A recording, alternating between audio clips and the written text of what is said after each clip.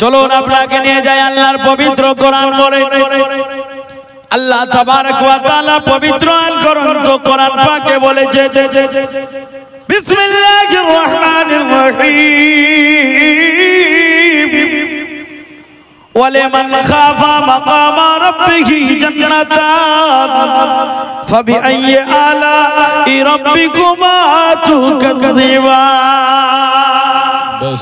যারা আল্লাহকে দেখে ভয় করলো, যারা আল্লাহকে দেখে ভয় করলো, আমার আল্লাহ পাক আল্লাহ তাআলা তাদের জন্য জান্নাতের বুকে দুটি বাগিচা তৈরি করেছে।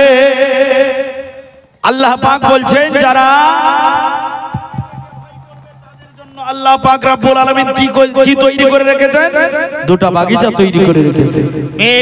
হে ব্রাদার ইসলাম, আমরা তো সব করি, কিন্তু আমরা আল্লাহকে দেখে কিন্তু ভয় করি না। যদি ভয় থাকতো অবশ্যই আমাদের মসজিদ ভরে যেত, যদি ভয় হতো মাদ্রাসা ভরে যেত, আর যদি ভয় হতো অবশ্যই এই জলসার মাহফিল ভরে যেত।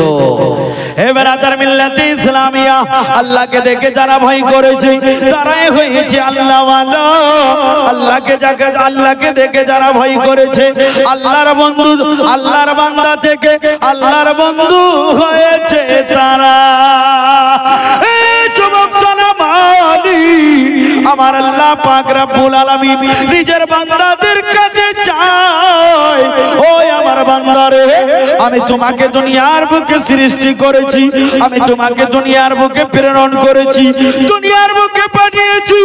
ও আমার বান্দারে, দুনিয়াতে যাওয়ার পর কিছু করো বা না করো, আমার ভাই যখন তোমাদের অন্তরে বসে যাবে, আমাদের ভাই যখন তোমাদের অন্তরের ভিতরে চেয়ে যাবে, আর যখন অন্তরের ভিতরে চেয়ে যাবে, দুনিয়াওয়ালা থেকে তুমি আলাদা হয়ে যাবে, রিশতেদার থেকে আলাদা হয়ে যাবে, উঠতে বসতে সব সময় তোরা আমাকে স্মরণ করবে।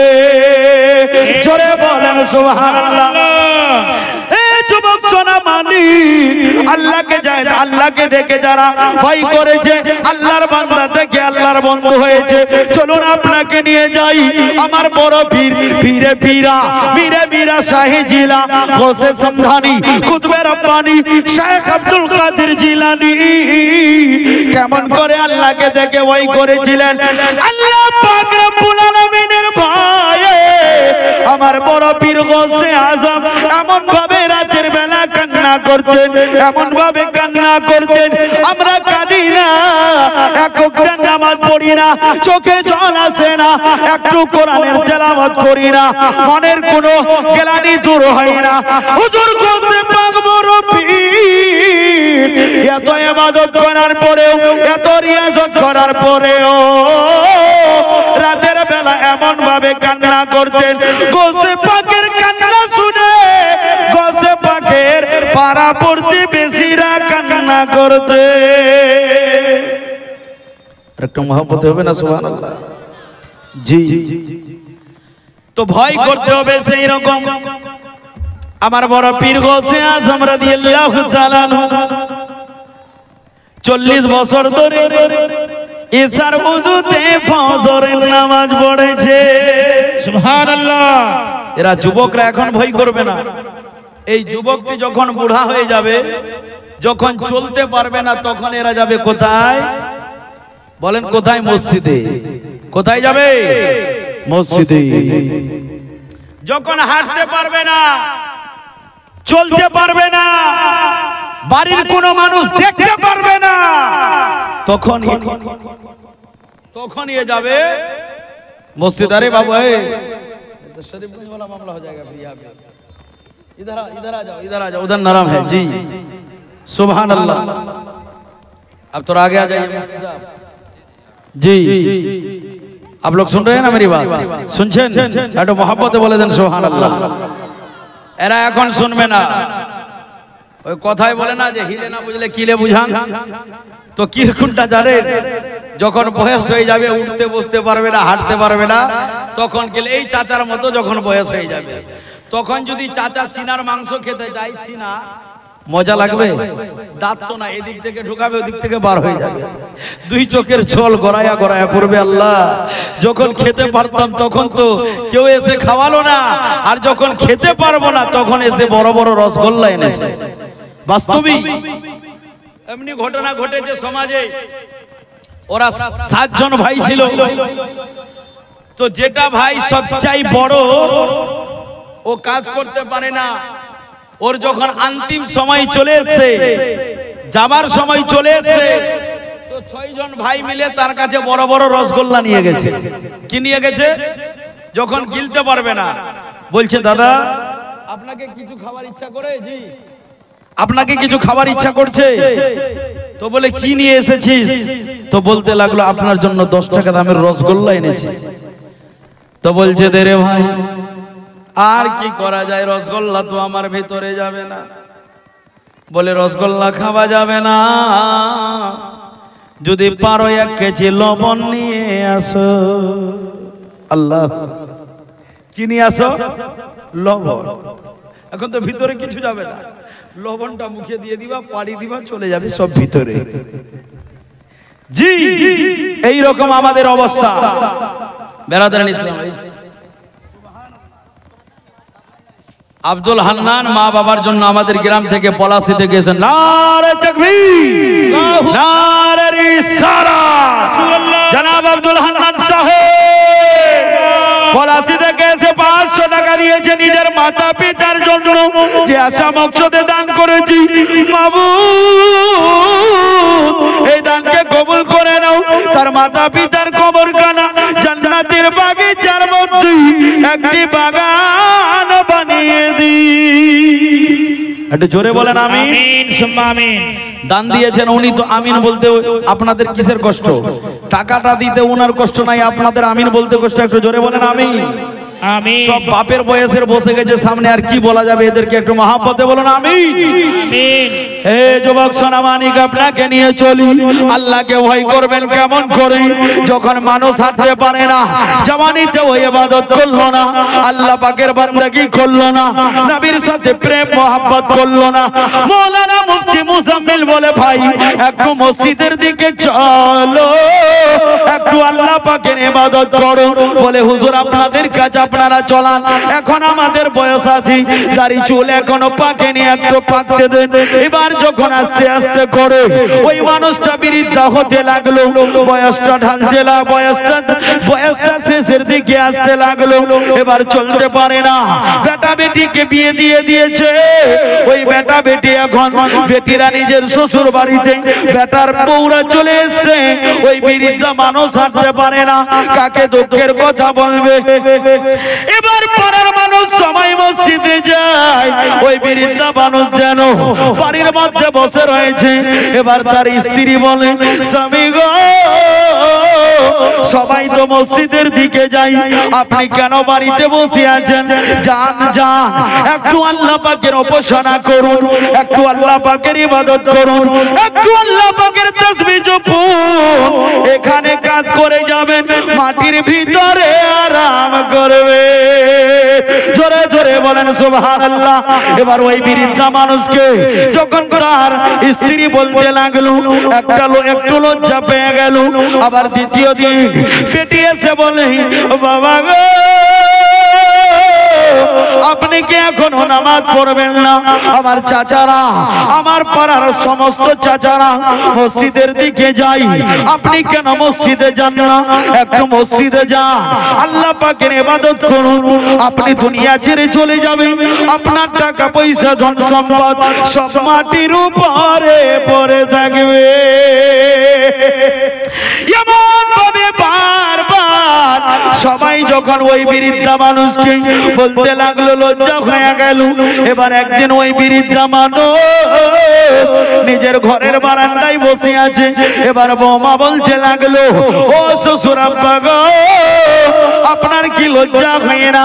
আপনার মতো বয়সের চাচারা মসজিদে গেছে, আল্লাহ পাকের ইবাদত হয়, আল্লাহ পাকের ইবাদত করে জোহরের আজান হয়ে গেছে, আপনি এখনো বাড়িতে কি করেন? এবার ওই বৃদ্ধা মানুষ, ওই আল্লাহর বান্দা চলতে পারে না, হাঁটতে পারে না, লাঠিটা দিয়ে দুই চোখের জল ঝরাতে লাগলো আর বলতে লাগলো, মাবুদ গো, ও রব্বুল আলামিন, আজকে আমাকে কেউ দেখতে পারে না, আমি হাঁটতে পারি না, চলতে পারি না, চোখের দৃশ্য কাজ করে না, মাবুদ সবাই আমাকে বাড়িতে তাড়িয়ে দেয়, সবাই বলে মসজিদে যাও।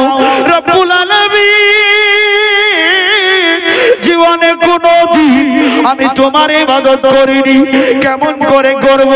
আমার আল্লাহ পাক রব্বুল আলামিন বান্দাদের উদ্দেশ্যে বলেছেন, বান্দা বান্দিরে, তোমাদের গুনাহ যদি উহুদ পাহাড়ের সমতুল্য হয়ে যায়, আমার কাছে নিজের মাথাটা নত করবি, তুই চোখের জল জড়ায়া জড়ায়া কাঁদবি, তোমার পাপ যদি উহুদ পাহাড়ের সমতুল্য হয়ে যায়, তোমার গুনাহ আমি আল্লাহ ক্ষমা করে দেব।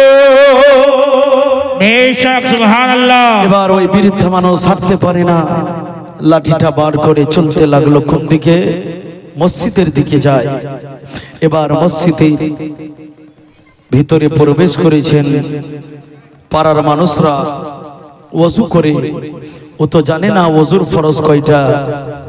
এবার মানুষরা যেরকম ওযু করে তাও করতে লাগলো। এবার ওযু করার পর মসজিদের ভিতরে নিজের পা, দায়া পা না বায়া পা সে মসজিদের ভিতরে দাখিল করবে সেটাও তো জানে না। মানুষরা যেরকম যায় সেরকম ও আল্লাহর বান্দা চলতে লাগলো।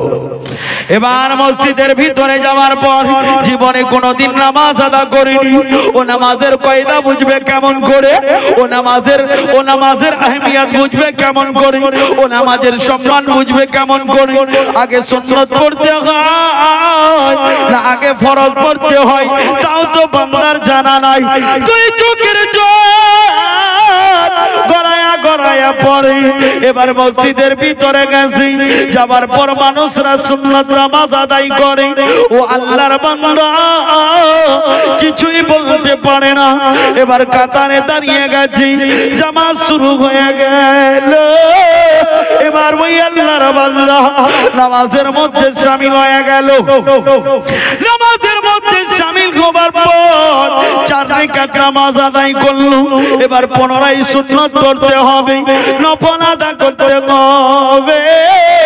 ইমাম সাহেব দোয়া করলো। এবার দোয়ার শেষে পুনরায় মানুষরা সুন্নত আদা করবে, নফল আদা করবে। ওই আল্লাহর বান্দা হাঁটতে পারে না, দেখতেও পায় না। এবার বান্দা কোমরটা ঝুঁকাবে, এমন শক্তি নাই, পাগুলা কাঁপতে লেগেছে। আমার বান্দা এবার কি করতে লাগলো? ওই বান্দা 2 রাকাতের নিয়ত করে আল্লাহর দরবারে যেন দাঁড়িয়ে গেল আর সাজদার মধ্যে গেছে, নাকটা জমিতে লাগিয়ে সুবহানা রাব্বিয়াল আলা বলে, সুবহানা রাব্বিয়াল আলা বলে আর বলতে লাগে, ও রব্বুল আলামিন, ও মেহেরবান বাবু, তুমি সবচেয়ে বড়, তুমি সবচেয়ে বড়, ও রব্বুল আলামিন, আমি তোমার দরবারে এসেছি, অনেক লেট হয়ে গেছে গো আল্লাহ, অনেক দেরি করে এসেছি, ও রব্বুল আলামিন, আমার আখিরি সাজদা বলে কবুল করে না। এভাবে নামাজ পড়তে আছে বন্ধুরে, 1 রাকাত হলো, আবার 2য় রাকাতে গেছি। এবার সাজদার মধ্যে মাথা নত করে দিয়েছি আর জমিনের মধ্যে নাকতে লাগিয়ে বলে, ও রব্বুল আলামিন, তুমি যদি ক্ষমা না করো কে করবে গো আল্লাহ? তুমি যদি মাফ না করো গো আল্লাহ, কে ক্ষমা করবে গো আল্লাহ? নাই, কেউ নাই। তুমি বড় রহিম রহমান, তুমি পরম দয়ালু গো আল্লাহ রব্বুল আলামিন। বয়সটা জওয়ানি কালে শেষ করে দিলাম, এবার যখন হাঁটতে পারি না, চলতে পারি না, তখন তোমার দরবারে এসেছি। মাবুদ, তুমি যদি আজকে আমাকে ঘুরাইয়া দাও কার দরবারে গিয়ে ক্ষমা চাইব। এবার আল্লাহ পাক রব্বুল আলামিনের রহমত জোশ মারলো আর বলতে লাগিল, ও আমার পরিস্তারে ডাক ডাক, আমার বান্দা চলতে পারে না, হাঁটতে পারে না, আমার বান্দা শেষ বয়সে এসেছে। ও আমার পরিস্তারি দুই চোখের জল গড়ায়া গড়ায়া কান্না করে। এবার আল্লাহ পাক রব্বুল আলামিনের কাছে ওই আল্লাহর বান্দা বৃদ্ধা মানুষ হাঁটু দুটা রেখে এইভাবে দুটি হাত উত্তোলন করে আল্লাহর কাছে গুনার ক্ষমা চাই, বারবার মার্জনা চাই। আমার আল্লাহ বলে, বান্দা রে তুমি চোখের জল ঝরায়া ঝরায়া কান্না করো। ওই আমার বান্দা রে শেষবারে এসেছো, কিন্তু এসেছো জীবনের শেষবারে এসেছো, আল্লাহ বলে ডেকেছো। আমি যেমন ভাবে আমার একটি সিফত জব্বারো কাহার, আর একটি সিফত আমার রয়েছে গফফার, আর একটি সিফত রয়েছে আমার গফফার। এবার বান্দা যখন সাজদা থেকে মাথা তুললো, আল্লাহ পাক রব্বুল আলামিন বললেন, যা ওই বান্দাকে আমি ক্ষমা করে দিলাম। জোরে বলেন সুবহানাল্লাহ। এসেছে শেষবারের মতো এসেছে, কিন্তু দিল থেকে তওবা করেছে। বলেন না সুবহানাল্লাহ। সুবহানাল্লাহ। দিল থেকে তওবা করেছে, তওবাতুন নাসুহা পড়েছে। আর পড়ার পর বলতে লাগলো, আল্লাহ জীবনটা তো শেষ হয়ে গেল, আর কিছু করতে পারলাম না, কথা দিলাম যতদিন বেঁচে থাকবো আপনার ইবাদত ছাড়া কিছু করব না। জোরে জোরে বলেন সুবহানাল্লাহ। আল্লাহ পাক রব্বুল আলামিন বলে, বান্দা রে কোন বান্দা যদি এমন ভাবে তুই চোখের জল ঝরায়া ঝরায়া আমার দরবারে কাঁদে, ওর গুনাহ যদি ওহদ পাহাড়ের সমতুল্য হয়ে যায়, আমি আল্লাহ রহিম ও রহমান তার গুনাহ ক্ষমা করে দেব। বেশক। আর একটু মহব্বতে বলেন সুবহানাল্লাহ। সুবহানাল্লাহ। জি বেরাদারান ইসলাম, আজকে আমরা সজাগ হই না। যখন কেউ মাথাতে বাড়ি মারবে তখন আমাদের ঘুম ভাঙে নাকি? যখন কোমরে কেউ লাঠি দিয়ে মারবে তারপরে আমাদের ঘুম ভাঙে। এই বেরাদারান ইসলাম, সেইগুলা করার আগে যেন কেউ আপনাকে লাঠি দিয়ে আক্রমণ না করতে পারে, কেউ আপনার উপর হাবি না হয়ে যেতে পারে, তার আগে নিজেকে পরিবর্তন করুন, নিজেকে বদলান। এ বেরাদারান ইসলাম, আপনি যতক্ষণ পর্যন্ত নিজে পরিবর্তন হবেন না ততক্ষণ পর্যন্ত আপনাকে কেউ পরিবর্তন করাবে না।